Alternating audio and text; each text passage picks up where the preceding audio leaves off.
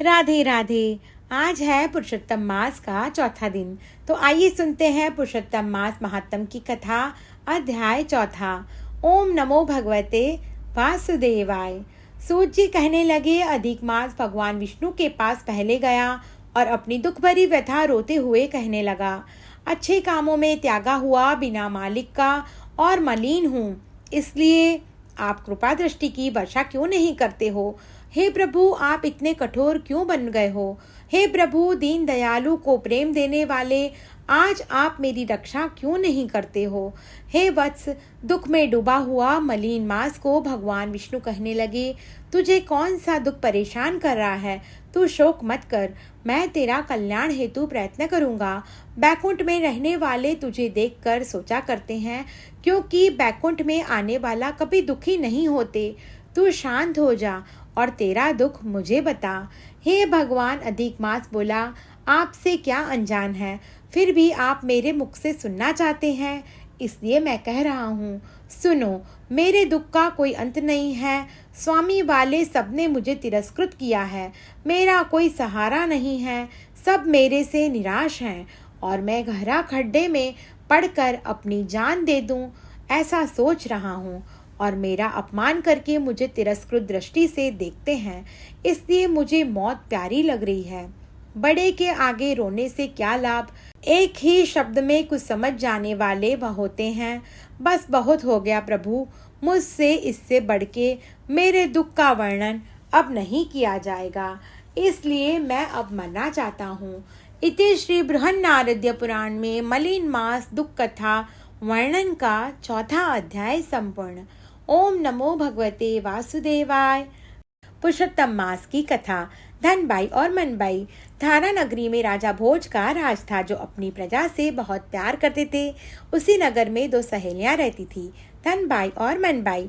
दोनों स्वभाव से बहुत अलग थी। धनबाई राजा भोज को ही भगवान मानती थी। जब भी राजा की सवारी निकलती, वह उनके दर्शन कर खुद को धन्य मानती। वहीं दूसरी तरफ मनबाई की अटूट श्रद्धा सिर्फ भगवान कृष्ण पर थी। वह राजा को केवल एक इंसान समझती। जब पवित्र पुरुषोत्तम मास आया तो दोनों सहेलियों ने व्रत रखा।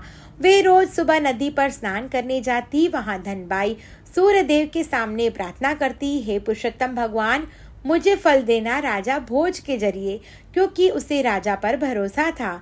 जबकि मनबाई कहती, ईश्वर कब प्रसन्न होंगे कोई नहीं जानता, लेकिन राजा तो सामने है, फिर भी फल देने वाला तो साक्षात भगवान ही है। एक दिन राजा की दासी ने धनबाई की यह प्रार्थना सुन ली। वह भगवान से ज्यादा राजा से उम्मीद लगाए बैठी है। दासी ने महल जाकर राजा भोज को सब बता दिया।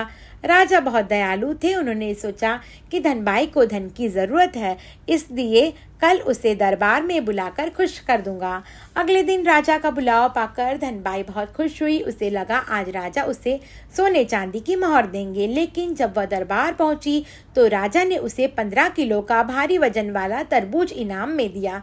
धनबाई का दिल टूट गया। वह उदास होकर लौटने लगी। रास्ते में सोचा कि यह तरबूज को मैं बेच दूं। धनबाई ने वह तरबूज 20 रुपए में बेच दिया। वहीं मनबाई आई। मनबाई ने सोचा कि बहुत दिन हो गए तरबूज नहीं खाया। उसने 20 रुपए में तरबूज खरीद लिया। मनबाई जब घर पहुंची और उसने तरबूज काटा तो उसकी आंखें फटी की फटी रह गईं। तरबूज के अंदर बीजों की जगह साक्षात 125 सोने की मोहर थी। मनबाई रो पड़ी और बोली, हे पुरुषोत्तम भगवान, मुझे ब्राह्मणों को भोजन कराना था और मैं पैसों के अभाव से घबरा रही थी।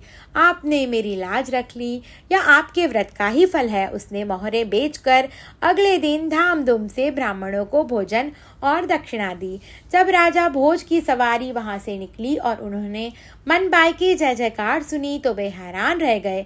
जांच करने पर राजा को पता चला कि तरबूज उन्होंने धनबाई के भाग्य को बदलने के लिए सोने से भरकर दिया।